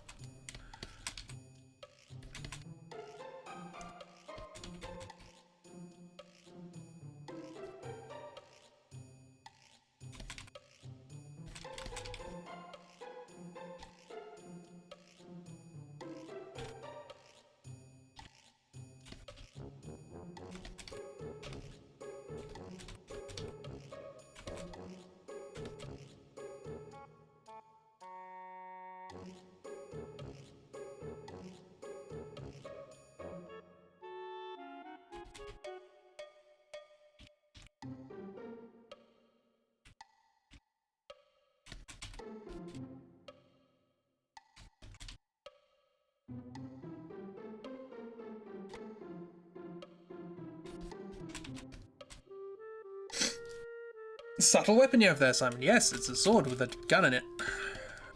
Here are the barrels. Keep forgetting to draw the barrels.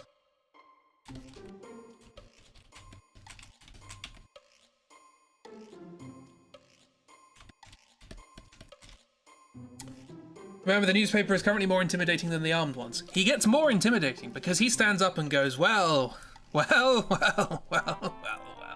aren't you all bloody idiots? You really thought they would just send the president on a train on his own, just out in the middle of nowhere, to the town and let everyone know about it? You really thought they would do that? You're stupid. That's what you are. And then he gets up. Well. Why is there a well in this train? W-A... Oh, I can't keep doing that joke, can I? To which he gets up and does a little dance.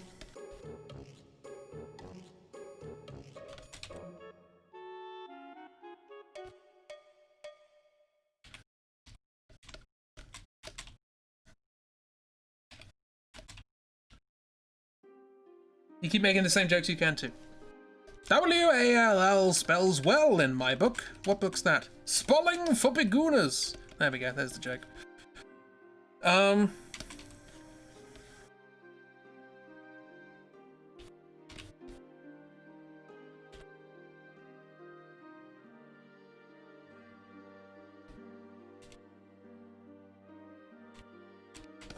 Starts Fortnite dancing. It's worse than that. He starts Jiro dancing. Oh yes.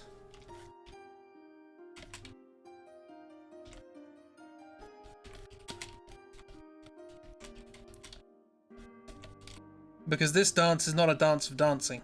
No, this dance is a dance of bodily contortions that do not look normal.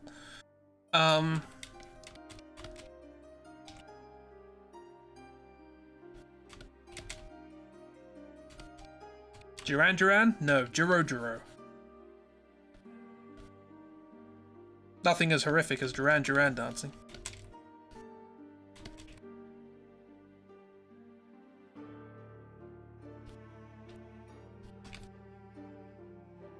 Their fingers are bending back. It's not a pleasant experience.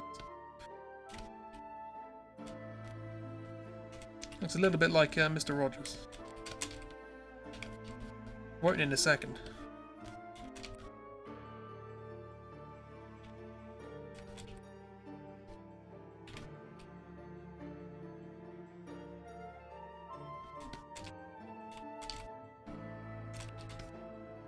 Suddenly got a lot less intimidating. He is shouting while this is happening in a very irregular way.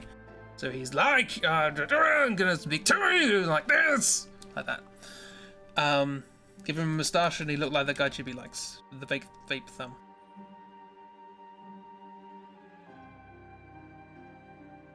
Yeah. This Jindosh. Yeah, so instead of just, you know, putting a decoy in the train, like this, okay, this I think is a fantastic example of where Final Fantasy VIII doesn't quite know what it is, because it's like, okay, we're a spy thing going on here with mercenaries, and there's some sort of political intrigue and all that sort of stuff, and we found the dummy in the car, and that's a replacement for the actual president, and then we fight this decoy, and then it turns into a big old horrible thing.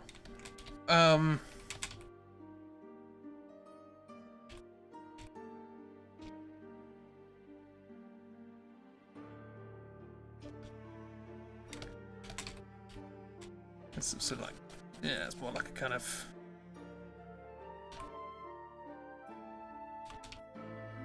I don't really know how to draw this, to be honest.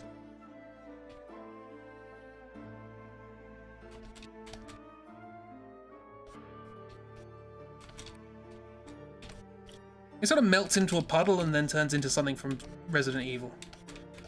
So there's like big old organs sticking out and...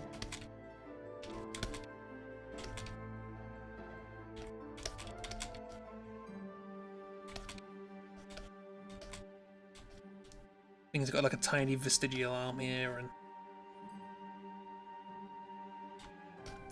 like a massive old... arm here with claws and... This doesn't look anything like it, by the way. It's fine, it serves the purpose.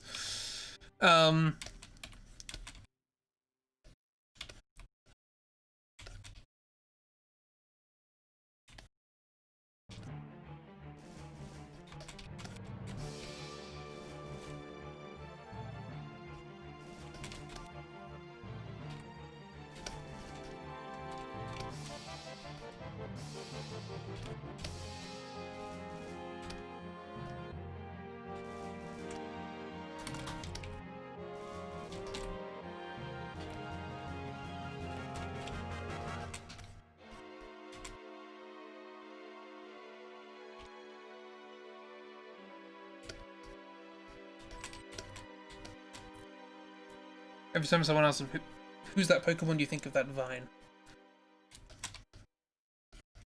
It's gross. It is gross. This is Jiro. Why is it called Jiro? I don't know. Sounds like a Japanese onomatopoeia. Probably is. Don't know what it is.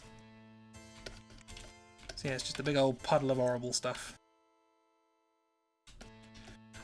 So I'm not entirely sure what Garbadian forces were thinking, sending basically a biological monstrosity weapon thing in place of the president.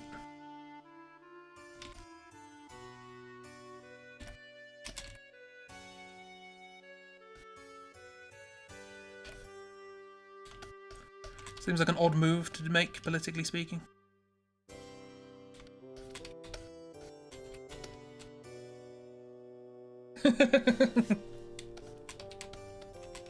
Just a big old puddle of horrible stuff. No! You are a big old puddle of nice stuff.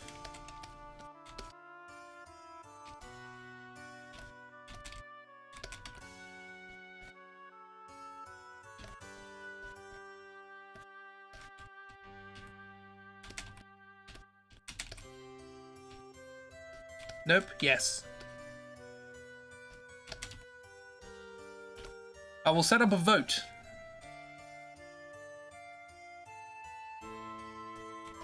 If you do not acquiesce. We do compliments by democracy here. There you go, that's 2-1.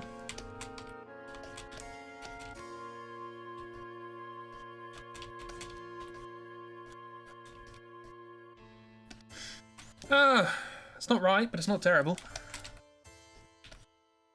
And that's all I can ask. Anyway, that's Drawthrough, the president decoy.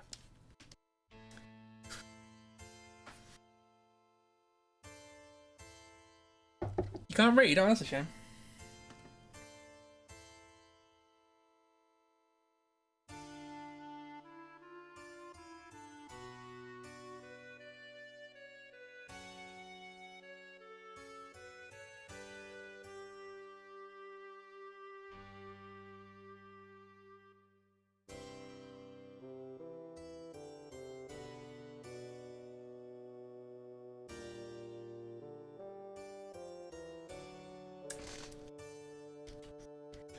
Anyway, so we killed the Drawthrough. They used Phoenix Down. Oh, does the Phoenix Down kill this? Miss is good. That makes more sense. That would have been a better idea. Anyway. Instant kill. Ah. Neat. Apparently this is undead. Again, doesn't quite fit with the theme of the game, but whatever. I'll be having an emotion. I hope the emotion is good, because you're a good. Anyway, back to nuts anime. Yeah, we kill the monstrosity because that's what we do. It's big, by the way, I should point out. It's pretty large.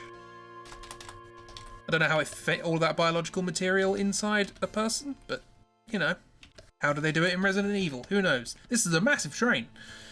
So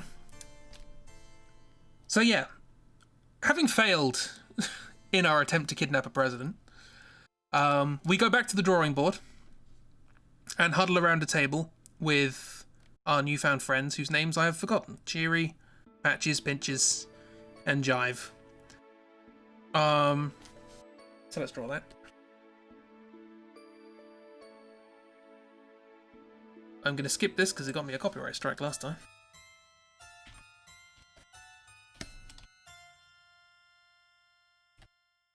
Sorry, a copyright claim. They're two different things.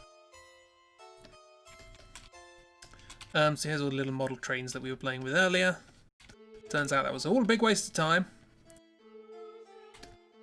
This is also one of the few points in the game where I feel like I'm actually explaining it much faster than the gameplay happens, because we didn't have to actually split apart the trains, because that takes a while.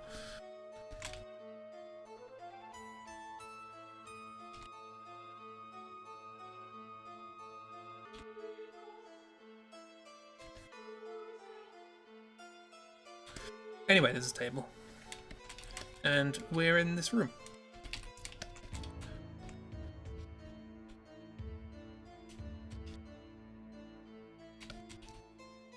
Look forward to me getting copyright claims on my own music. I haven't replaced that one yet. And I have uploaded... The reason you're hearing the music is because I have uploaded it to my personal channel and I haven't got they haven't been copyright claimed, so we're probably fine. I do worry about that. Upload original music and get a claim for it. You have a question. Does this imply that the president was expecting this horrible plan? He was expecting something. Whether or not he was expecting this specifically, I don't know.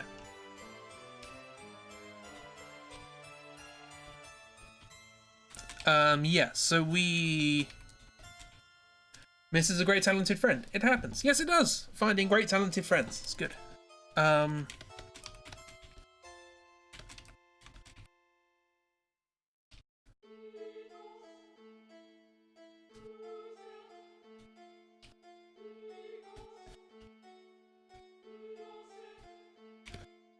I don't know why I drew you. You're going to be huddled on the ground. You deserve nothing less, miss. Right. So we come back to the drawing board and try and work out what we're supposed to do. Well, we don't. We go back and go. Well, we've done what you asked. We're going to get paid yet? We're mercenaries, you know.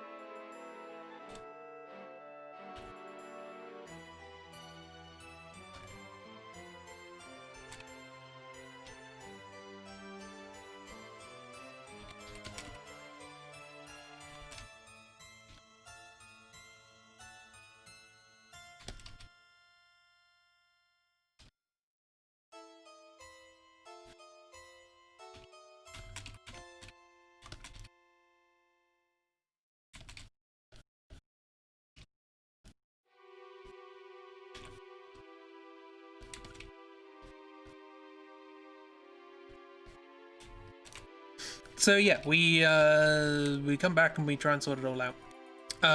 We do have a chat about why we were doing this in the first place, and you know, as some sort of idea as to what we're supposed to do next. And it turns out that the reason Delling's coming here in the first place is because Timber is the site of an old broadcasting station where they used to make TV shows and things like that and broadcast it to the world. And apparently he's getting ready to present some sort of address. This hair is... I don't even know what's going on with this hair. It's anime, don't worry.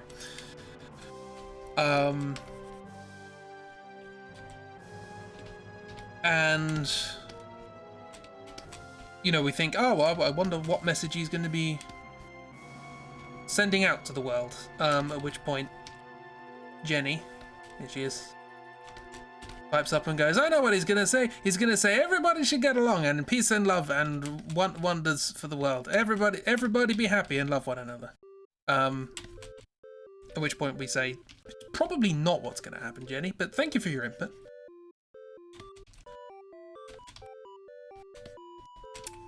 Really glad you moved them out.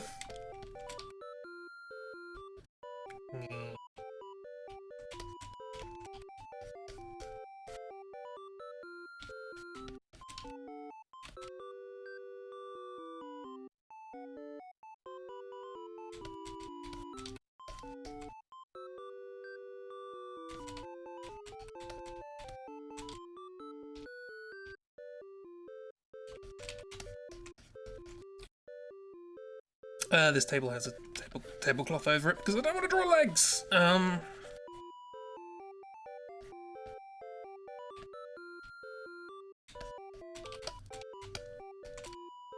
What is going on with the perspective of this head? Doesn't really matter. He looks a little bit like the lead singer of I don't know how, but they found me. Don't worry about it. So meanwhile, over in a corner are huddled the Huddle Crew, also known as the Timber Owls. Also known as, I've forgotten how I drew them. And they are discussing their plan in the corner. Try and work out what they're going to do next.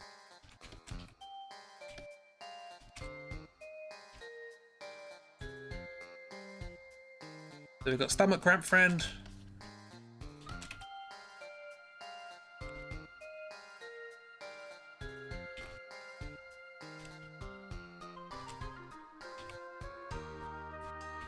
Who was Pinches.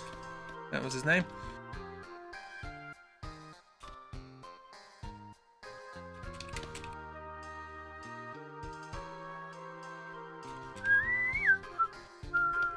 Pinches and patches.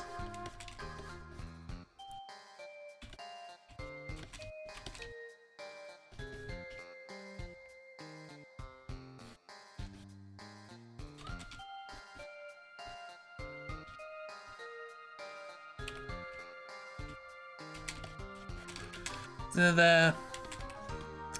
We have what's face. Jerry.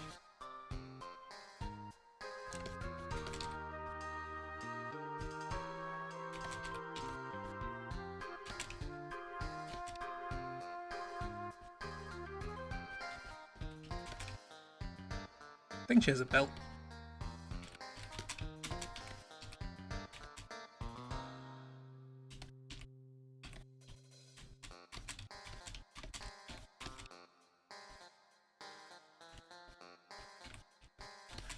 And the one with the hat.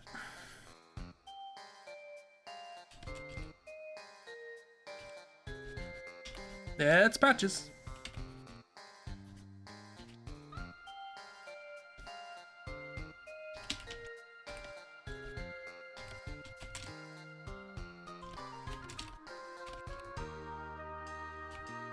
Anyway, this happens for a while, and we decide, hey, we should probably actually try and be told what's going on here, because that would be nice. So we go, hey, what are we doing? We're pretty sure we came here to help you with the kidnapping thing, and that's done now. So, you know that contract I gave you? Can we have a look at that? And Cheery just goes, here you go, here's the contract. How's this gonna work? Okay. Sorry, I just had to stretch my arm out to work out what was going to go on there.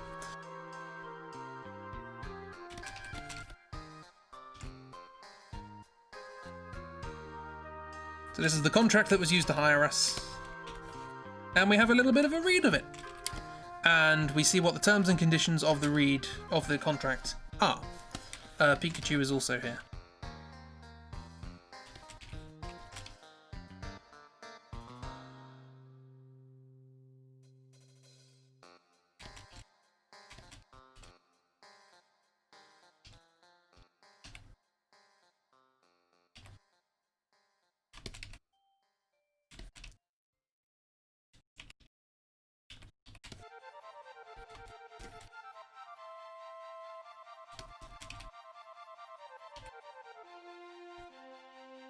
He's thinking about hot dogs.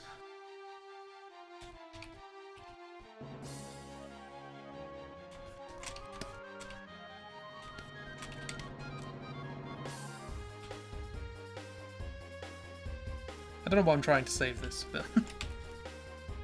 Okay, let's do it properly. Come on.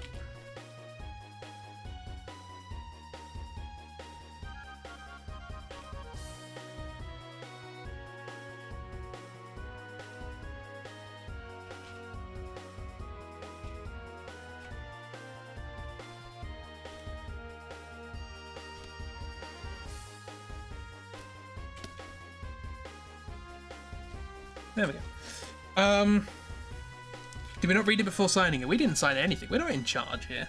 We're just following the contract. Honestly, I don't think they can read. That's possible. But we do read this. And we read it, and we read the terms and conditions of the contract.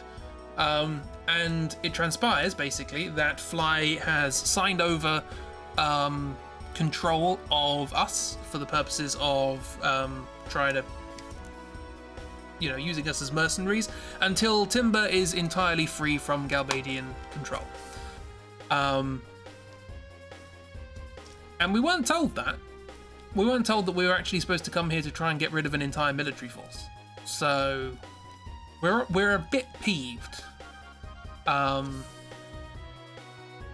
then again, we also didn't read the terms and conditions of our own contract. So, what are you going to do? But that's exactly what Simon says, which is, what are you going to do? You look at the three of you. You are huddled in a corner of a crappy old train. Your plan has failed. It wasn't particularly good to begin with. It involved us jumping across trains. What are we going to do now? You need to be a bit more professional than this. To which Cheery gets a bit annoyed and says, well, at least I'm trying something. Trying to help the people of Timber who are under the iron fist of Galbadia, who at the moment haven't actually done anything wrong apart from occupy the town, and we don't really know the extent of that. She says all of this, and there's a bit of tension between the characters.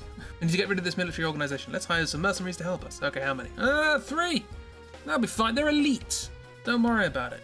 They can take out all sorts of genetic abnormalities and cat, lion, demons. That's pretty much all we've done so far, isn't it? Yeah, pretty much. They've also got a magic lamp, so that'll save the day. Don't worry about it. And this is the music that plays when you're in Timber. That's why it's called martial law. It's under military occupation. So, we rub the lamp. We're right at the end of the stream, so not right now. But we do have it. Do bear that in mind. We do still have a lamp. Didn't you bring Shimba Sanks into this argument? We didn't get... No, we haven't got a new one yet.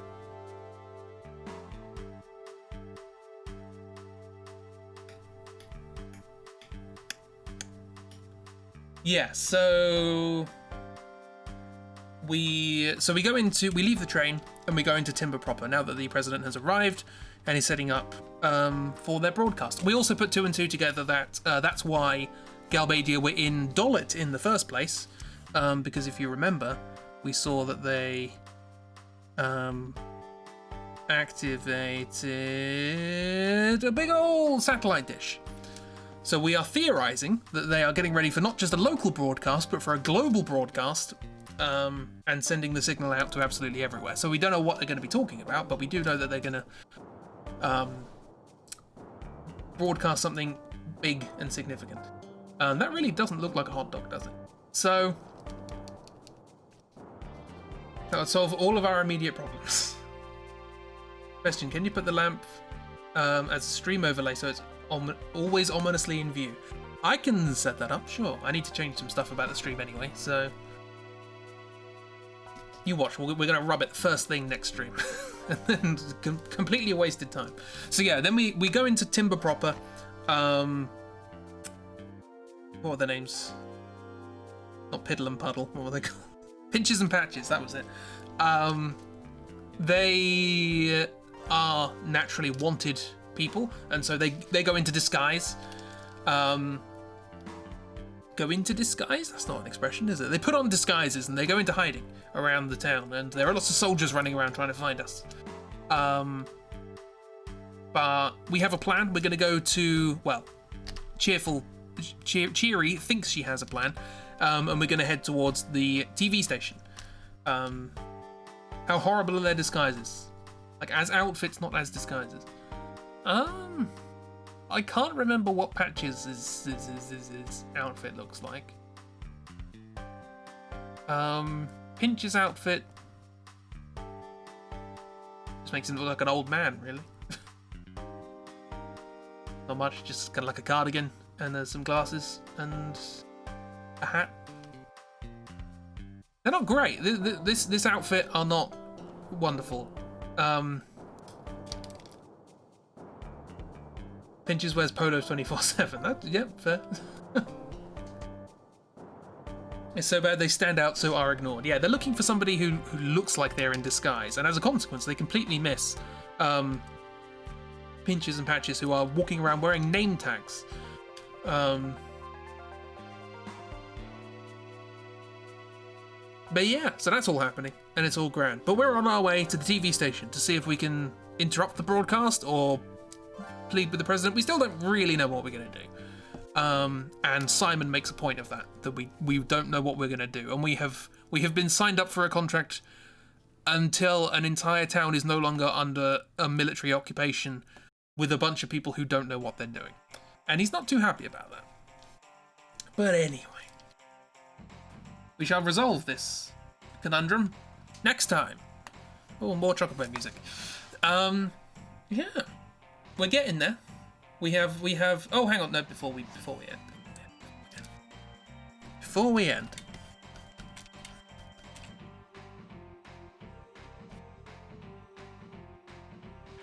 Missed out one very important character in the group.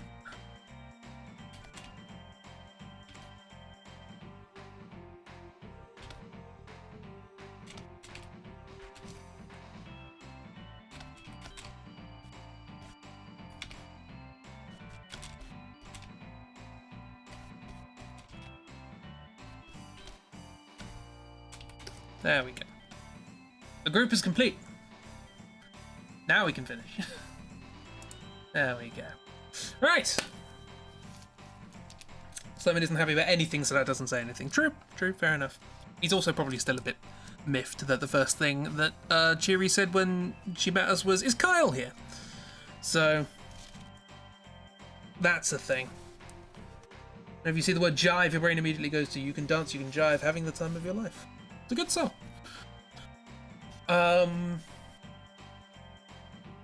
Yeah. So thank you for coming along. Hope you had a good time with the adventures of Jim, Jimmy, and Jen. And then subsequently Pinches, Patches, Cheery, and Jive. We met a lot of characters today. Oh, and No. Thought about No. Don't forget about No. She's nice.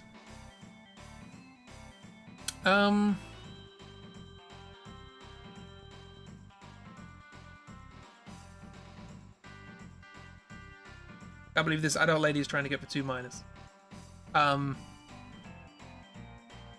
fact that that doesn't narrow it down in our draw through so far is indicative of this game. So, yeah, thank you for coming along. Hope you enjoyed it. I hope you had a good time, and that this made no sense because it shouldn't.